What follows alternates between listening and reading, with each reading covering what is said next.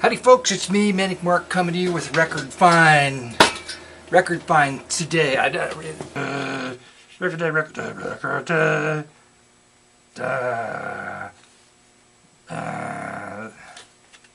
Howdy folks, it's me, Manic Mark, the real fake outsider artist, coming to you from the bunker system located underneath the art villa found somewhere in the jungles of the Midwest. And I'm coming to you today with Record Finds. That's right, it's Saturday Record Find, not the middle of the week.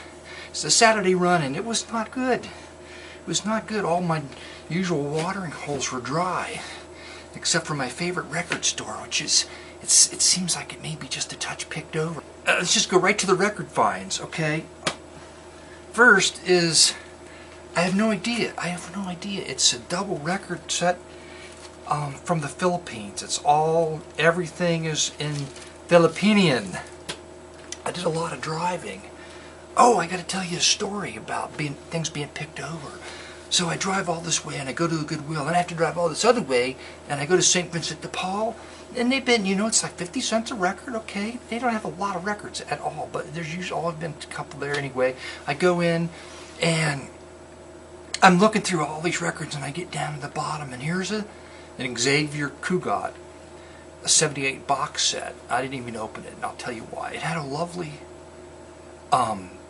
40s bright colorful illustration on the front of it, and right on the illustration was a sticker, a 2x2 sticker that the St. Vincent de Paul people had put on top of the illustration with $20 marked on it. Now, should you say something or not? What? I mean, I never do. I just figure it's just going to, but should you say, don't put stickers on this stuff because nobody wants it if the cover's not minty fresh. And nobody's going to pay $20 for this thing either, you know what I'm saying? Anyway, here's a minty fresh copy of Wish Me a Rainbow by the Gunther Kallerman Chorus. I was just telling John that I hadn't run across any of these in a while, and I've got this one. I don't know why I bought another one, because this is minty fresh. And why? It's some of the most quintessential late 60s, early 70s AM easy listening music. This guy right here, he's a German. It's very distinctive, and you really have to develop a taste for this kind of music, I'm telling you. They say romantica, and when they say romantica,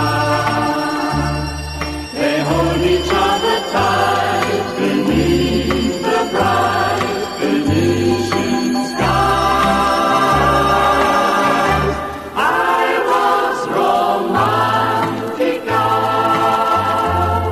and you were.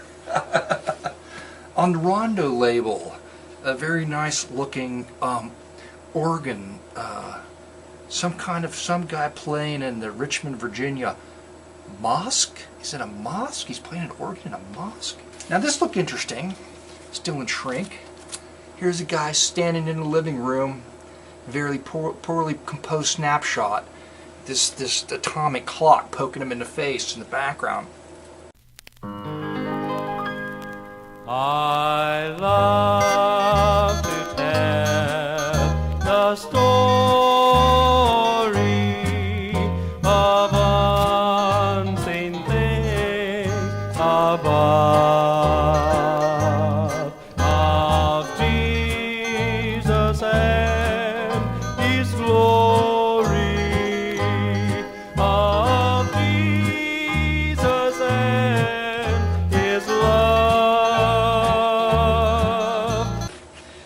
101 string soul hits. I've got this one too, but this is quite a nice cover, and the record's mini fresh, and it's got some cheesy stuff on it, and it's not, you can't get it on CD as if you would, but I just say that because many 101 strings are on CD, and I have no idea why.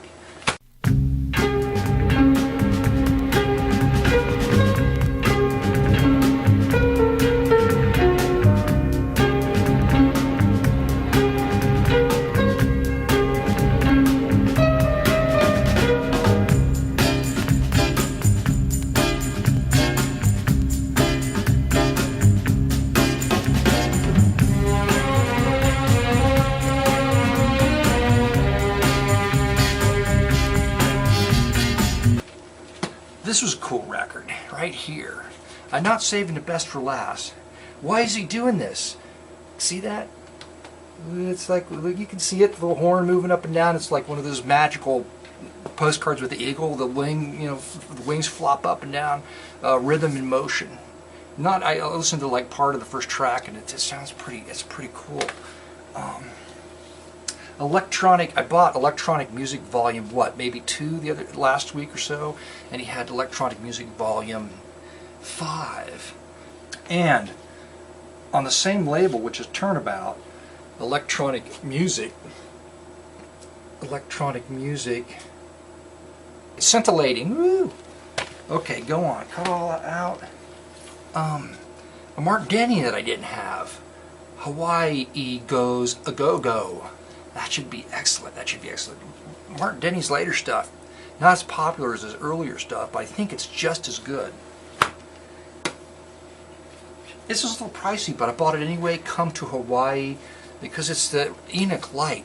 Before he got into his deal with Command, this was his label, Grand Award, and it's slightly budget, but the music's always, and this cover is really cool, okay, but the music is always better than the cover.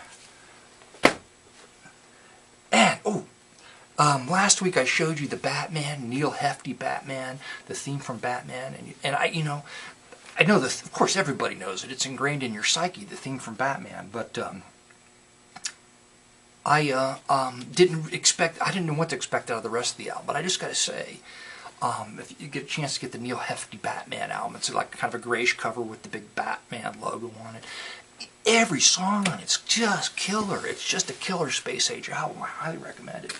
So when I was looking through and I picked that one out last week or 2 weeks ago, this album was right behind it. I think it was like, I don't know, $7 for one, $7 for this one.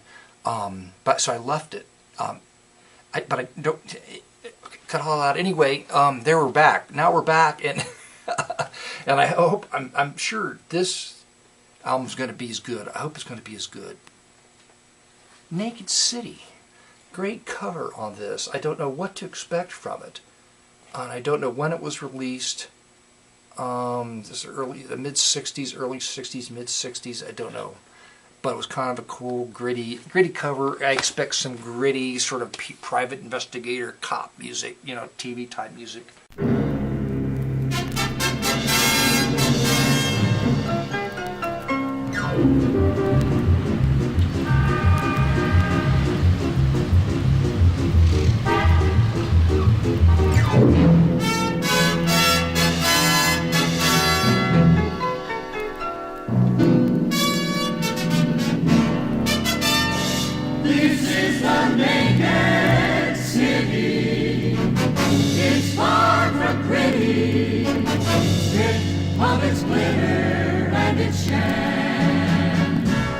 All the sequins in her gown look sorta hand-me-down. No jewels in her crown has Madame. This is the naked city.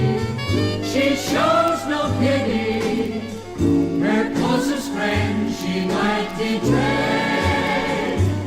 Youngsters come here starry-eyed and take that crazy ride till all their dreams have faded away.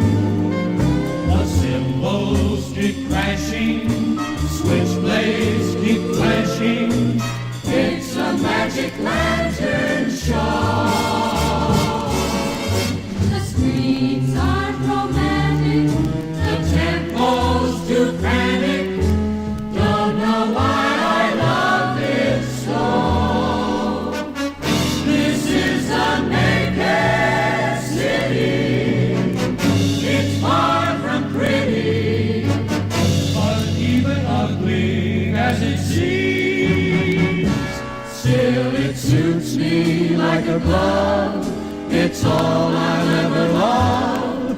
It's still the city of my dreams.